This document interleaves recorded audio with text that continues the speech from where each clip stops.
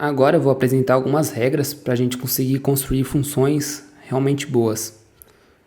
A primeira delas é que nossas funções precisam ser pequenas, porque é muito mais fácil conseguir dar um nome significativo para uma função pequena e que faz uma coisa só, do que eu tentar dar um nome para uma função grande que faz diversas coisas, que fica até difícil eu distinguir no corpo da função o que são os conceitos importantes e o que são apenas detalhes. Então, o ideal seria eu pegar essa função grande, extrair pedaços de código para suas próprias funções e dar um nome bem descritivo para essas funções. E vai chegar uma hora que o corpo da minha função vai estar tão descritivo em si próprio que vai ser fácil eu nomear essa função maior. Então aqui tem um exemplo de função. Esse exemplo aqui é um exemplo de função que eu gosto. 3 linhas, 5 linhas é uma quantidade boa de linhas para uma função. Uma tarefa. Como a gente define se uma função está fazendo uma tarefa mesmo? Nesse exemplo aqui, seria fácil a gente falar que a função está fazendo várias tarefas.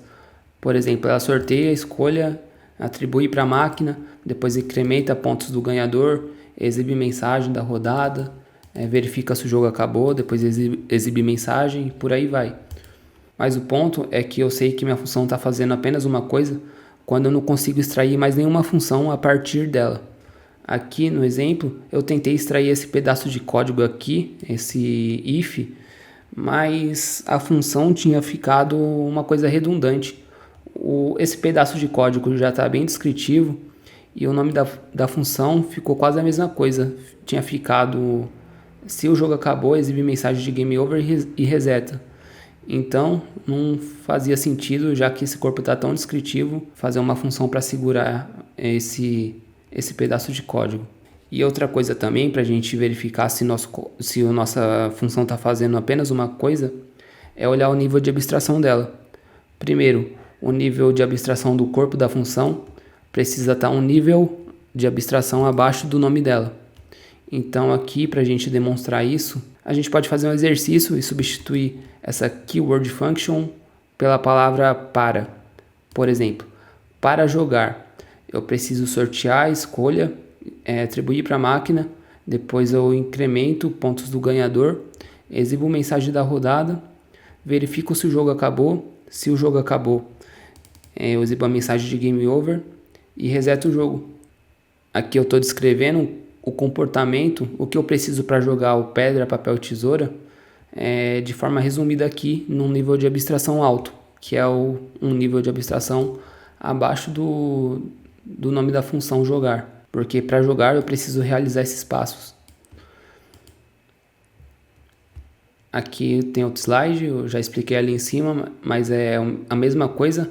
Aqui eu estava explicando que o corpo da função precisa estar no mesmo nível de abstração e esse nível de abstração do corpo da função precisa estar um nível de abstração abaixo do nome da função.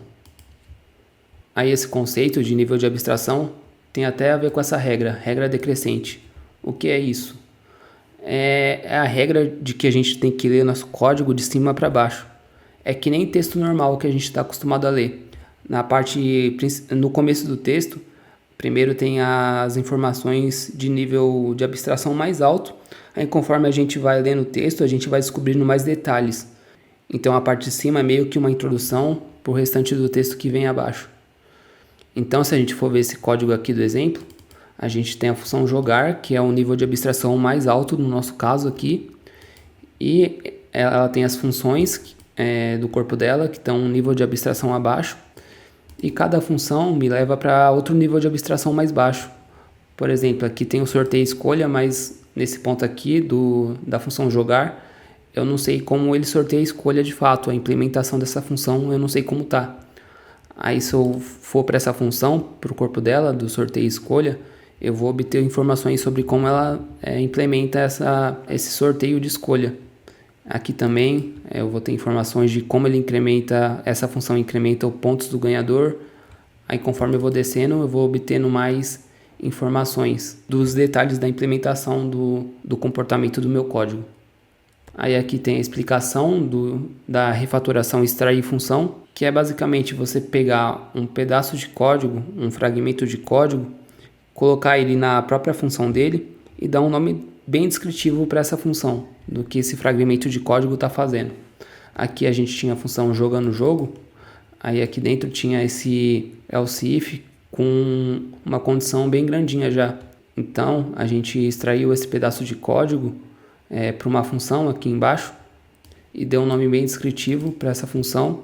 Assim, a próxima pessoa que for ler esse código não precisa ter que descobrir o que isso aqui está fazendo. É uma condição grande, assim a gente economiza tempo de quem estiver lendo o código na próxima vez. Essas foram algumas regras que são de extrema importância para a gente construir funções boas, e conforme você vai colocando em prática, isso vai ficando mais natural para você e você não vai precisar ficar lembrando de todas as regras a todo momento.